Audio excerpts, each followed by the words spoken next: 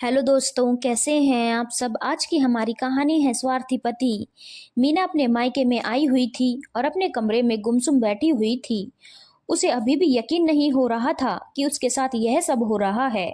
माँ शारदा जी दो तीन बार कमरे में आकर पूछ भी चुकी थी, पर मीना हर बार बात टाल रही थी। सुबह से उसने कुछ खाया पिया भी नहीं था। आखिर माँ से रहा नहीं गया। एक तो बेटी सुबह से भूखी बैठी है, ऊपर से इतने सालों में पहली बार अपने दोनों बच्चों को ससुराल अकेला छोड़ करके आई है। कुछ तो बात जरूर होगी, इसीलिए वे उसके पास आकर बैठ गई। 5 मिनट तक बिना कुछ बोले उसके सिर को सहलाती रही। आखिर मीना टूट ही गई और फूट फूट कर रोने लगी। मेरी क्या गलती है माँ, मेरे साथ यह सब क्यों हो रहा है। आखिर तू मुझे बताएगी भी कि क्या बात है। अरुण ने कुछ कहा क्या, या तेरे ससुराल में कोई बात हुई है। बात को मन में रखेगी तो परेशान ही रहेगी, इसीलिए दिल को खोल दे बेटा। आखिर कुछ देर तक रो लेने के बाद मीना ने बोलना शुरू किया। माँ, अरुण और मेरे ससुराल वालों ने मुझे घर से निकाल दिया। क्या? लेकिन क्यों? माँ, दरअसल वो। हाँ, मुझे बता तो सही, बात क्या है। याद है माँ, पापा ने मेरी शादी से पहले मेरे नाम से कुछ इन्वेस्टमेंट किए थे। हाँ, मुझे याद है। तब तू छोटी थी, उस समय हमारी स्थिति इतनी ठीक नहीं थी, तो तुम्हारी पढ़ाई और शादी के लिए तुम्हारे पापा ने कुछ बॉन्ड्स और म्यूचुअल फंड खरीदे थे। पर तेरी शादी और पढ़ाई के समय हमारी स्थिति ठीक ही थी, इसलिए उसकी जरूरत भी नहीं पड़ी। इसीलिए इनके मैच्योर होने पर हमने दोबारा तेरे ही नाम से बॉन्ड्स खरीद लिए। तो इसमें कौन सी बड़ी बात हो गई। याद है, अभी 4 महीने पहले आपने मुझे बुलाया था, क्योंकि ये बॉन्ड्स मैच्योर हो गए थे, तो आपको मेरे सिग्नेचर की जरूरत थी, जिससे आप लोग पैसा निकाल सको। हाँ बेटा, याद है, तुम आई थी। उसके बाद ही तो तुम्हारे पापा ने वो पैसे निकलवा कर अकाउंट में डलवाए थे। यहाँ तक कि तुझे भी कहा था कि तुझे भी चाहिए तो ले जा, पर तूने मना कर दिया। और अभी 1 महीने पहले तुम्हारे पापा की जो बाईपास सर्जरी हुई थी, वह उन्हीं पैसों से तो हुई है। सही कहा माँ, लेकिन मेरे ससुराल वालों का कहना है कि उन पैसों पर मेरा अधिकार था। आप लोगों ने वो पैसे अपने पर खर्च कर दिए। अब तो अरुण भी उनकी बातों में आ चुके हैं। क्या बकवास कर रहे हैं वो लोग। आखिर तेरे नाम से सेविंग तो हम ही कर रहे थे ना। मैंने बहुत समझाया माँ, लेकिन वो लोग मानने को तैयार ही नहीं हैं। कहते हैं कि वह तेरा पैसा था और तेरे माँ बाप ने अपने ऊपर खर्च कर लिया। जब मैं यह सिग्नेचर करने आई थी, तब भी उन लोगों ने कहा था, पर मैंने उन्हें जवाब दे दिया था कि पैसा तो मेरे पापा ही जमा कर रहे थे ना। उस समय तो उन्होंने कुछ नहीं कहा, पर जब से पापा की बाईपास सर्जरी हुई है, तब से तो सबके ही बोल बदल गए हैं। यहाँ तक कि अरुण भी अपने माँ बाप की हाँ में हाँ मिलाता है। कहता है कि अगर माँ बाप अपने बच्चों के नाम से सेविंग करते हैं, तो उस पर हक बच्चे का ही होता है, माँ बाप का नहीं। अपनी माँ को चुप देखकर मीना ने बोलना निरंतर जारी रखा। पहले तो सिर्फ कभी कभी टोकते ही थे माँ, अब तो हर रोज का हो गया है। यहाँ तक कि अब तो मुझसे यहाँ तक कहा जा रहा है कि तुम वो पैसे लेकर ही घर आओगी, अन्यथा घर में घुसने की जरूरत भी नहीं। इसीलिए उन लोगों ने मुझे घर से निकाल दिया। यहाँ तक कि मेरे दोनों बच्चों को भी अपने पास ही रख लिया। तुम इतना कुछ बर्दाश्त कर रही हो और तुमने हमें बताया भी नहीं। माँ, आप दोनों अकेले रहते हो, मुझे लगा कि क्यों आपको परेशान करूं। मैंने अपने स्तर पर पूरी कोशिश करके देख ली, पर वो लोग हैं कि कहते हैं कि बेटी बराबर की हिस्सेदार होती है।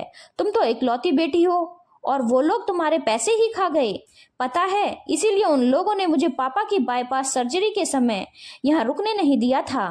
पता नहीं क्या फितूर सवार हो गया है उन लोगों पर। बेटा, इस फितूर का नाम लालच है। जब किसी पर सवार होता है तो अच्छे अच्छों के घर तोड़ देता है। तुम फिक्र न करो, हम देखते हैं कि हम क्या कर सकते हैं। पर अब क्या होगा माँ, मुझे तो कुछ भी समझ नहीं आ रहा। पापा की 1 महीने पहले ही सर्जरी हुई है, उनसे क्या कहेंगे। चल देखती हूँ क्या कर सकते हैं, तू कुछ खा ले और फिर आराम कर ले बेटा। मीना को हिम्मत बांधकर शारदा जी कमरे के बाहर आ गई, पर अब उनका दिमाग किसी भी काम में नहीं लग रहा था। एक ही बेटी है और उसके साथ भी यह सब हो रहा है। आखिर अपने ही तो पैसे थे, उसका इस्तेमाल कर लिया तो गलत क्या था। कोई भाई है नहीं, अगर होता तो जाकर संभाल आता, क्योंकि पापा तो खुद बाईपास के दर्द से उभर रहे हैं, अभी जा नहीं सकते। पर माँ है, ऐसे हार कर तो बैठ नहीं सकती। आखिर अपनी बेटी के लिए लड़ना तो पड़ेगा, मतलब जो करना है उन्हीं को करना है। कुछ सोचकर शारदा जी अपने कमरे में गई, अपना बैग उठाया और मीना को थोड़ी देर में आ रही हूँ, तुम पापा का ध्यान रखना कहकर घर के बाहर निकल गई। वहां से सीधे वे ऑटो पकड़कर मीना के ससुराल पहुंच गई। उन्हें इस वक्त आया देखकर मीना की सासू माँ सकपका गई। अरे आप इस समय समधन जी? हाँ, मुझे आना पड़ा, मुझे आप लोगों से जरूरी बात करनी है। आप बैठिए, मैं जरा अरुण को बुला लेती हूँ। जी जरूर। थोड़ी देर बाद ही अरुण और मीना के ससुर जी घर आ गए। आते ही दोनों शारदा जी के पास आकर बैठ गए। घर के सभी बड़े लोगों को साथ देखकर शारदा जी ने कहना शुरू किया, अच्छा हुआ समधी जी आप भी आ गए। दरअसल मैं अरुण बेटा को यह कुछ बिल्स देने आई थी जिनका भुगतान अभी बकाया है, ताकि वो जल्दी से जल्दी उनका भुगतान कर दे। शारदा जी की बात सुनकर मीना के सास ससुर सकते में आ गए। उसकी सास ने कड़कते हुए कहा, मेरा बेटा क्यों भरेगा बिल? जी ये उसकी जिम्मेदारी है, आखिर हम भी तो उसके माता पिता ही हैं। माना कि आप उसके सास ससुर हैं तो उसके माता पिता जैसे ही हैं, पर इसका मतलब यह नहीं कि मेरा बेटा आपके बिलों का भुगतान करता रहेगा। आपको पता है ना कि अभी लॉकडाउन में उसका काम धंधा भी ठप पड़ गया था। उसकी अपनी जिम्मेदारियां हैं, वो दो घर की जिम्मेदारी क्यों उठाएगा? अरे पर आपने भी तो उसके नाम से कुछ सेविंग किया होगा ना, उससे कर दे भुगतान। अरे तो वह सेविंग्स हमने हमारे भविष्य के लिए की हैं, कल को जरूरत पड़ेगी तो हम किसके आगे हाथ फैलाएंगे? सब कुछ बेटे के नाम थोड़ी ना कर देंगे। अभी तो इसका काम चलने ही लगा है।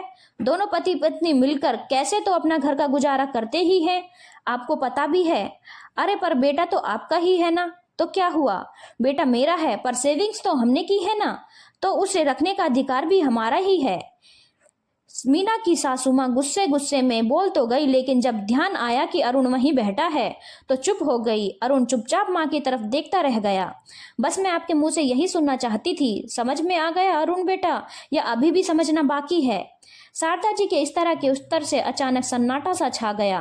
मुझे अब कहने की जरूरत नहीं है, बाकी आप समझदार हैं। जो सवाल आप मेरी बेटी से कर रहे थे उसके उत्तर भी आप लोगों ने ही दे दिया। अब अरुण बेटा यह तुम पर निर्भर करता है कि तुम अपना घर बनाए रखना चाहते हो या बिगाड़ना चाहते हो। तुम भी तो अपनी बेटी के नाम से सेविंग कर रहे हो, मतलब कल को वह सारे के सारे पैसे उसके ससुराल वालों के हो जाएंगे। माता पिता सेविंग्स करते हैं अपने बच्चों के नाम से तो इसीलिए कि कल को जरूरत पड़ेगी तो वह पैसा काम में आ जाएगा, और अगर बच्चों के काम ना आया तो उनके खुद के भविष्य के लिए आ जाएगा। पर पता नहीं क्यों आजकल लोगों को ऐसा लगता है कि बच्चों के नाम से सेव किया है तो बच्चों का ही हक हो गया। वैसे भी माता पिता के बाद सब कुछ बच्चों का ही होता है, तो थोड़ा सब्र नहीं है क्या? माफ कीजिए मम्मी जी, मेरी ही गलती थी जो मैं अपने माँ बाप की बातों में आकर अपना ही घर तोड़ने चला गया था। यहाँ तक कि पापा जी की बाईपास सर्जरी के समय भी मैंने मीना को वहां जाने तक नहीं दिया, जबकि मैं भूल गया था कि माता पिता अपने बच्चों के नाम से सेविंग करते हैं। मैं भी तो कर रहा हूँ। उम्मीद है कि मेरी बात आप लोगों को समझ में आ गई होगी। अच्छा तो मैं चलती हूँ, कहकर शारदा जी बैग उठाकर जाने लगी तो अरुण ने उन्हें रोक लिया। रुकिए मम्मी जी, मैं भी चलता हूँ, पापा जी से भी मिल लूंगा और मेरी पत्नी को घर ले भी आऊंगा। ऐसा कहकर अरुण शारदा जी के साथ रवाना हो गया। दोस्तों मुद्दा यह है कि माता पिता जो अपनी बेटियों के नाम से सेविंग करते हैं उस पर अधिकार किसका होता है? क्योंकि ऐसे मैंने 3-4 केस देख लिए हैं जहां ससुराल वालों ने बेटी को परेशान करना शुरू कर दिया कि तुम्हारे नाम से प्रॉपर्टी ली गई है तो वह तुम्हारी है। आखिर उस सेविंग्स पर अधिकार किसका होता है? आपकी क्या राय है? अपनी राय जरूर बताइएगा, क्योंकि यह किसी के लिए सजेशन का भी काम करेगा। धन्यवाद दोस्तों। अगर आपको कहानी अच्छी लगी हो तो चैनल को लाइक, शेयर और सब्सक्राइब करना ना भूलें।